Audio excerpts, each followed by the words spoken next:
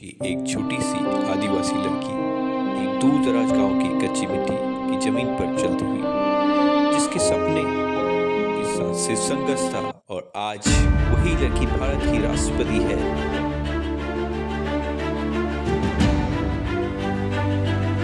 हम बात कर रहे हैं भारत की 15वीं राष्ट्रपति द्रौपदी मुर्मू की, जिनका जीवन बड़ी कठिनाइयों से और संघर्षपूर्वक बीता है।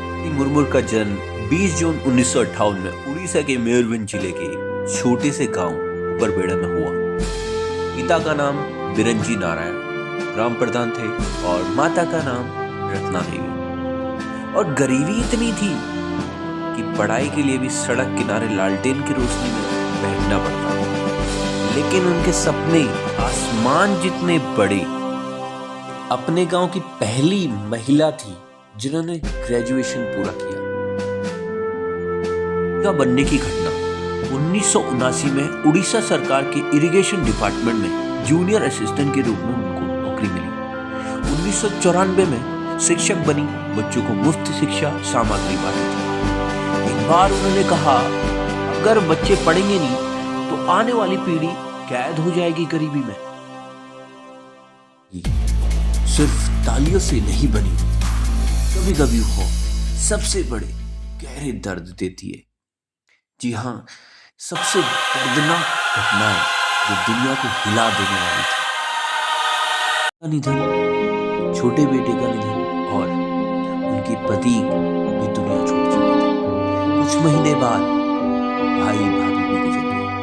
उस समय ऐसा लगा जैसे भगवान उनकी परीक्षा शुरू कर दी।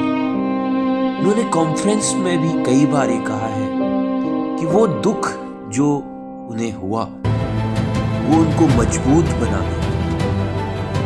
कोई भी इंसान होता वो टूट जाए, नहीं टूटे। एक साधारण जीवन जीना पसंद करती है। सुबह ध्यान, मेडिटेशन, योगा करती है, साधारण भोजन लेती है और लोगों से मिलती है और बात करती है।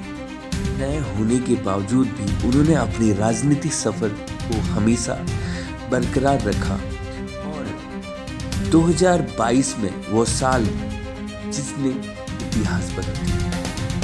जी हाँ, 25 जुलाई 2022 को उन्होंने भारत के राष्ट्रपति पद की शपथ ली। ये बनी भारत की पहली आदिवासी स्वतंत्र भारत में जन्म लेने वाली पहली राष्ट्रपति। ईश्वर की शपथ लेती हूँ कि मैं श्रद्धापूर्वक भारत के राष्ट्रपति के पद का कार्यपालन करूंगी। भारत के राष्ट्रपति पद का कार्यपालन करूंगी तथा अपनी पूरी योग्यता से संविधान और विधि का परिरक्षण, संरक्षण और प्रतिरक्षण करूंगी।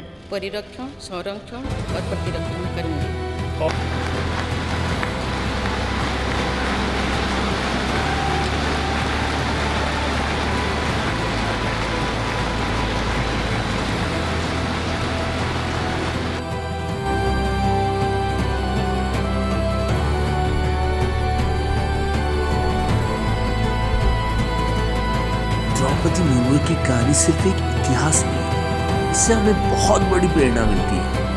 ये जिंदा उदाहरण है। अगर इरादा सच्चा हो तो कोई भी सपना ना असंभव नहीं।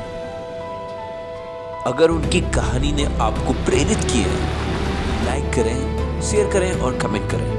मैं भी हार नहीं मानूंगा और ऐसी प्रेरणादायक जीवन की कहानियां आपके साथ लेते आऊंगा। जय हिंद।